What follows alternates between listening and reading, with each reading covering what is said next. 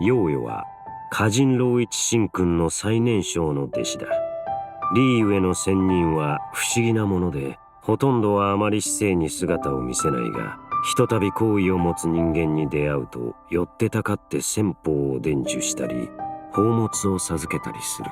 ヨーヨもそのうちの一人だ。仙人たちの手ほどきにより、この幼くも熱意ある弟子は今もすくすくと成長している。ヨーヨ、ちゃんとみんなのお世話をするよ。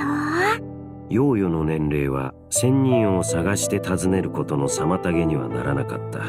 その生来の好奇心もかえって仙人たちの寵愛を集めた理由だ。仙人特製のユエーグエイと草元素の力を組み合わせて使う彼女に、ある仙女は心から喜んだという。たとえ鈴の音を伴おうと、自然界の生き物は彼女を警戒したことがない。チーム内にヨーヨがいるとき、自身キャラクターが象徴、トカゲなどの一部生物に近づいても気づかれなくなる。通常攻撃は槍による最大4弾の連続攻撃を行い物理ダメージを与える。銃撃では一定のスタミナを消費して前方に突進し、経路上の敵にダメージを与える。元素スキルを1回押すと、とある仙人特製の仕掛けユエーグエイ投擲型が登場し、ヨーヨの悩みを解消してくれる。長押しでは照準モードに入り、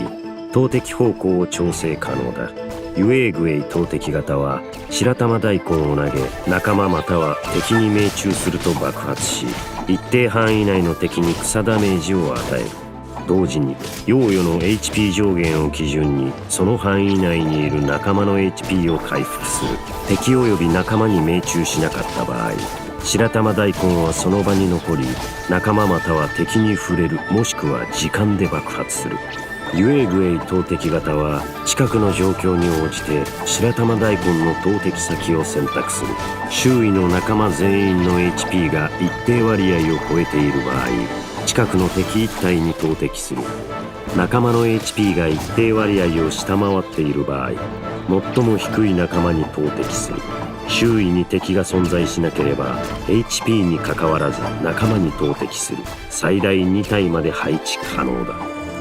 添付戦意縄文解放後、白玉大根の爆発時、影響範囲内にいるキャラクターは一定時間ごとにヨーヨの HP 上限を基準に回復する。なおこの効果は一定時間継続できる。い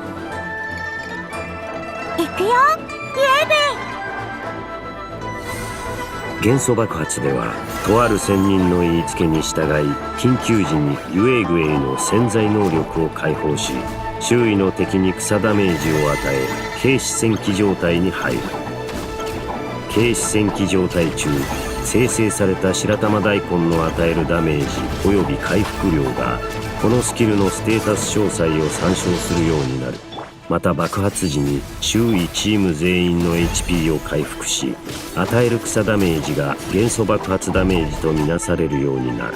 この状態中、ヨーヨは自身の移動速度と草耐性を上昇させ、最大数に達するまで周期的にユエーグエイ跳躍型を召喚する。これは最大3体まで配置可能で、元素スキルによって召喚されたユエーグエイ投擲型と同じ行動パターンを持つ。本状態はヨーヨの退場時に解除され、終了時残っているユエーグエイ跳躍型はクリアされる。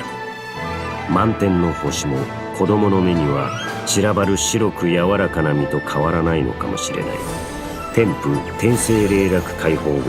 元素爆発の軽視戦記状態中のヨーヨがダッシュ、ジャンプまたはダッシュしたままの状態にあるとき、近くの敵に白玉大根を投げ続ける。これは短時間のうちに1回だけ発動できる。